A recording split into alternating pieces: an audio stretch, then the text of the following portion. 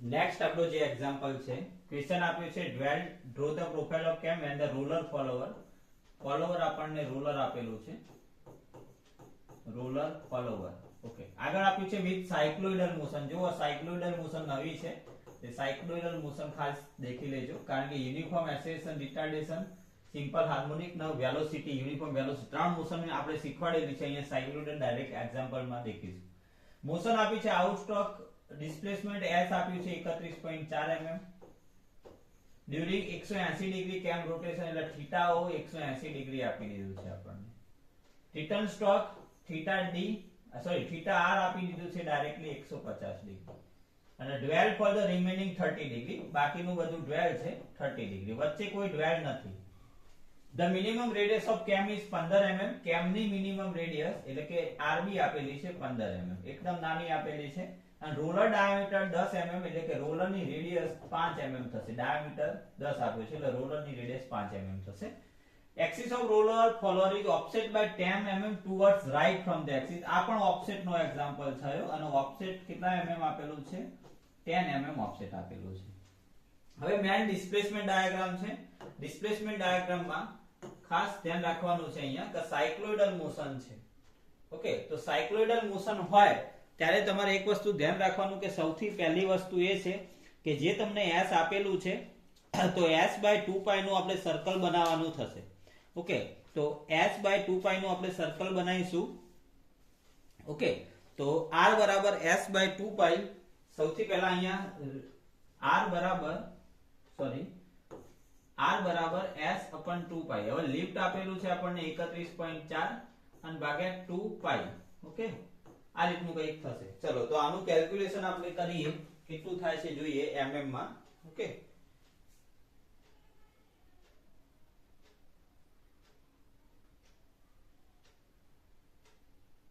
.9974 એટલે કે 5 mm, nearly 5 mm થાય છે. ઓકે, હવે મેન વસ્તુ સૌથી પહેલા થીટા ઓ 180 ડિગ્રી છે, 180 ડિગ્રી છે બરાબર 6 સેન્ટીમીટર લઈ લેવાનો આપણે. તો 180 ભાગ્યા 6 કરો તમે. ઓકે, તો 30 સેન્ટીમીટર એટલે કે 30 ડિગ્રી એ 1 સેન્ટીમીટર આપણે લઈશું. ઓકે, તો માની લો કે સૌથી પહેલા 180 ડિગ્રી લીધું, આ આપણું થીટા ઓ થયું. થીટા ઓ 180 ડિગ્રી, કેટલા સેન્ટીમીટર લીધું? 6 સેન્ટીમીટર. કેટલા ભાગ કરવાના અહીંયા આપણે?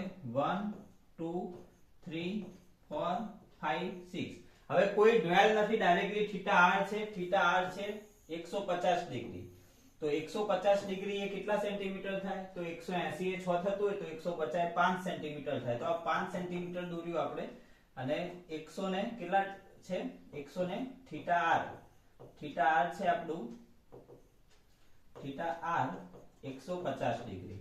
ઓકે, તો આના આપણે 6 ભાગ કરવા હોય તો 150 ભાગ્યા 6 કરશો તો 2.5 ના થઈ જશે. તો 7 8 9, અહીંયા આવશે 9 10 11 અને 12, અને બાકીનું 12 છે, થીટા ડી છે બાકીનું, એટલે થીટા ડી ડ્વેલ છે.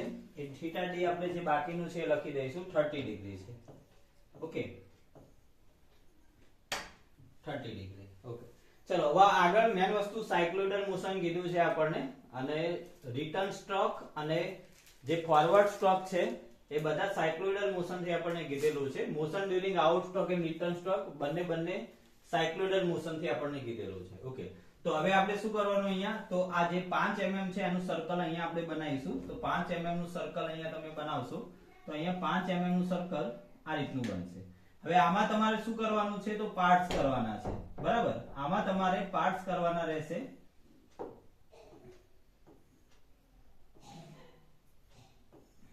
ઓકે, સૌથી પહેલો પાર્ટ અહીંયાથી આપણે કરીશું. અહીંયા પહેલા સર્કલ બનાવી દેવાનું આપણે. સર્કલ કેટલું બનાવવાનું? s/2π નું સર્કલ બનાવીશું. હવે સૌથી પહેલા તમારે શું કરવાનું? 45 નો એંગલ લઈ લેવાનો, એટલે કે અહીંયા 1 પોઈન્ટ આપીશું, બીજા 45 ના એંગલે અહીંયા આપણે 2 પોઈન્ટ આપીશું. ઓકે, અહીંયા આવશે 3 પોઈન્ટ, અહીંયા આવશે 4 પોઈન્ટ, અહીંયા આવશે 5 અને અહીંયા 6 પોઈન્ટ. આ રીતે પાર્ટ્સ આપવાના આપણે. અને પછી મેન શું કરવાનું? તો આના સેન્ટર સાથે આપણે ડાયાગોનલ દોરી એ રીતે ડ્રો કરવાનું. ઓકે, આ જે ડાયાગોનલ આપણે ડ્રો કરતા હતા એ રીતે ડાયાગોનલ ડ્રો કરવાનો, અને મેન વસ્તુ એ છે કે આ જે 4 5 ને જોઈન કરો, 1 2 ને જોઈન કરો અને આપણું રોલર અહીંયા મૂકો. રોલરના ઉપર આ જે પોઈન્ટ છે આપણી જે આ જે લાઈન છે આપણી, ટૂંકમાં અહીંયા જે પોઈન્ટ છે ને અહીંયા જે પોઈન્ટ મળ્યો છે એમાંથી લાઈન ડ્રો કરવાની આ રીતે પેરેલલ ટુ ધ ડાયાગોનલ. એ રીતે અહીંયા નીચેલા પોઈન્ટમાંથી આ રીતે 3 લાઈન આવશે. ઓકે, આ રીતે 3 લાઈન આવશે. અહીંયાથી તમે લાઈન જોઈન કરો તો અહીંયા 1 પોઈન્ટ મળશે, 2 ની લાઈન 2 સુધી. ઓકે, એ રીતે ડ્રો કરવાનું છે. ટૂંકમાં પહેલા નંબરની લાઈન અને જે બીજા નંબરની લાઈન છે, એક જ મિનિટ,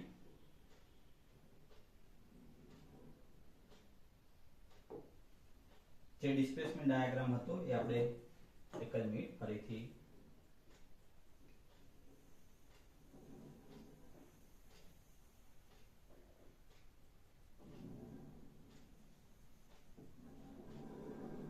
ઓકે ચાલો. તો કહેવાનો મતલબ એ છે કે અહીંયા જે સેકન્ડ નંબરનો પોઈન્ટ છે લાઈન એ અહીંયા સુધી લાવવાની છે આપણે.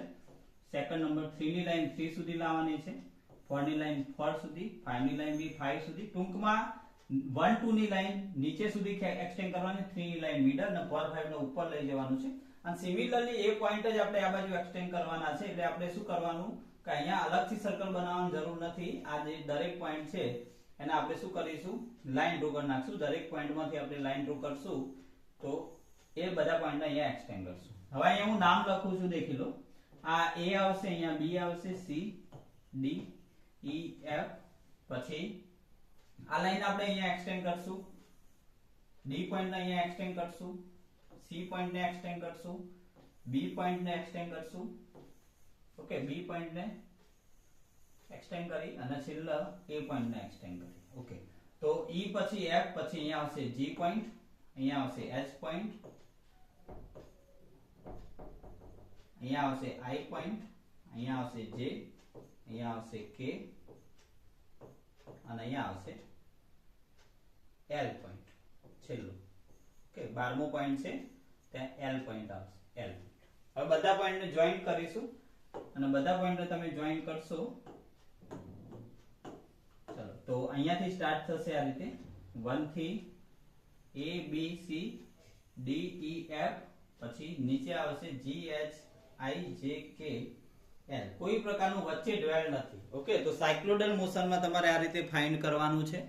મેન વસ્તુ હતી સાયક્લોઇડલ મોશન. હવે તમે જે કેમ રોટેશન હાલ આપણે શીખ્યા એ રીતે ડ્રો કરવાનું છે. બે સર્કલ રેડિયસ લેવાની છે. ખાલી મેન વસ્તુ ચેન્જ શું થયું અહીંયા આ એક્ઝામ્પલમાં, સાયક્લોઇડલ મોશન ચેન્જ થઈ. બાકી બધું એઝ ઇટ ઇઝ. અહીંયાથી હવે ડિસ્ટન્સ લઈને ચાપ મારવાના છે આપણે. ઓકે, તો same to same roller follower છે અને રોલર ફોલોવર ઓફસેટ આપ્યું છે. અહીંયા જે રીતે 20 mm આપ્યું હતું ઓફસેટ, એ રીતે અહીંયા આપણને ઓફસેટ આપેલું છે 10 mm. 10 mm ઓફસેટ આપ્યું છે જમણી બાજુ. ઓકે, તો જમણી બાજુ તમે 10 mm ઓફસેટ ડ્રો કરશો તો 10 mm ઓફસેટ ડ્રો કરશો તમે તો સૌથી પહેલા બેઝ સર્કલની રેડિયસ એકદમ નાની આપી છે. ઓકે, પછી અહીંયાથી તમે આ જે સેન્ટર લાઈન ડ્રો કરશો, બરાબર, અહીંયાથી 10 mm એક સર્કલ બનાવશો. અહીંયાથી 10 mm સર્કલ બનાવી અને અહીંયાથી અહીંયા એક રોલર ડ્રો કરશો. એ રોલરનું સેન્ટર આના સાથે જોઈન કરશો. ઓકે, અને આ આપણું રોલર ફોલોવર. હવે રોલર જે દોર્યું છે એમાંથી આપણું આ જે સેન્ટર છે એમાંથી એક પ્રાઇમ સર્કલ બનશે. Okay, prime circle.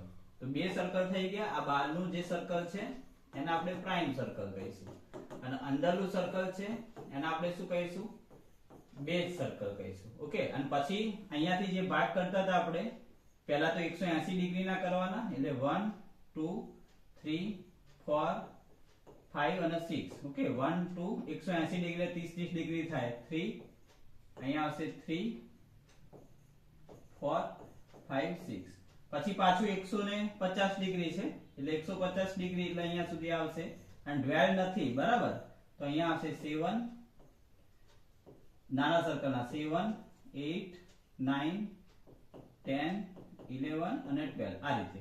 પછી પાછું ડ્વેલ થાય છે. ઓકે, અને બહારના સર્કલના બી સેમ ટુ સેમ અહીંયાથી 180 લેવાનું છે એટલે માની લો કે અહીંયા સુધી આવશે 180 એટલે આવશે 1 2 3 4 5 6. પછી પાછું ત્યાંથી 150 ડિગ્રી છે એટલે 150 ડિગ્રી માની લો કે અહીંયા આવે 25 ડિગ્રીના થશે 7 અહીંયા આવશે 8 9 10 11 અને 12 આ રીતે. ઓકે, પછી અંદરનો 1 નો પોઈન્ટ 1 સાથે જોઈન કરો, 2 નો પોઈન્ટ 2 સાથે જોઈન કરો, 3 નો પોઈન્ટ 3 સાથે જોઈન કરો, 4 નો પોઈન્ટ 4 સાથે જોઈન કરો, 5 નો પોઈન્ટ 5 સાથે, ઓકે, 6 નો પોઈન્ટ 6 સાથે જોઈન કરો, 7 નો પોઈન્ટ 7 સાથે, 8 નો પોઈન્ટ 8 સાથે, 9 નો પોઈન્ટ 9 સાથે, 10 નો પોઈન્ટ 10 સાથે જોઈન કરવાના, ટેન્જેન્ટ ડ્રો કરવાના, 11 નો પોઈન્ટ 11 સાથે અને 12 નો પોઈન્ટ 12 સાથે.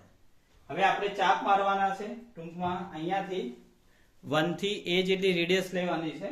આ 1 થી a જેટલી રેડિયસ લો, આ 1 ને સેન્ટર રાખીને ચાપ મારો એટલે a પોઈન્ટ મળશે. 2 થી b આવશે, ચાપ મારવાનો.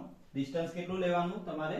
2 થી b આટલું ડિસ્ટન્સ લેવાનું. આ 2 નો સેન્ટર રાખીને ચાપ. 3 થી c, 4 થી d, 5 થી e, ઓકે, 6 થી f, 7 થી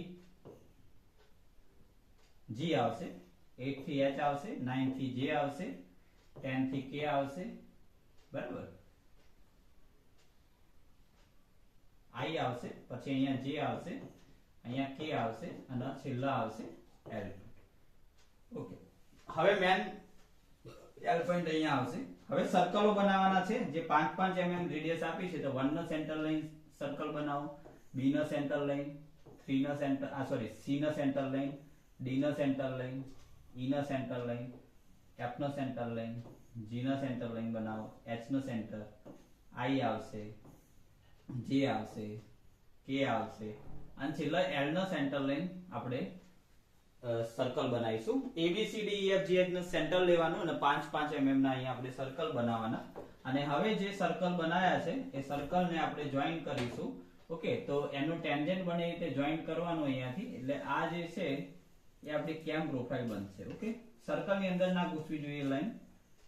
આ જે છે એ રીતે આપણી કેમ પ્રોફાઇલ બનશે. અને આ થયું આપણી રોલર ઓફસેટ નું સેકન્ડ એક્ઝામ્પલ.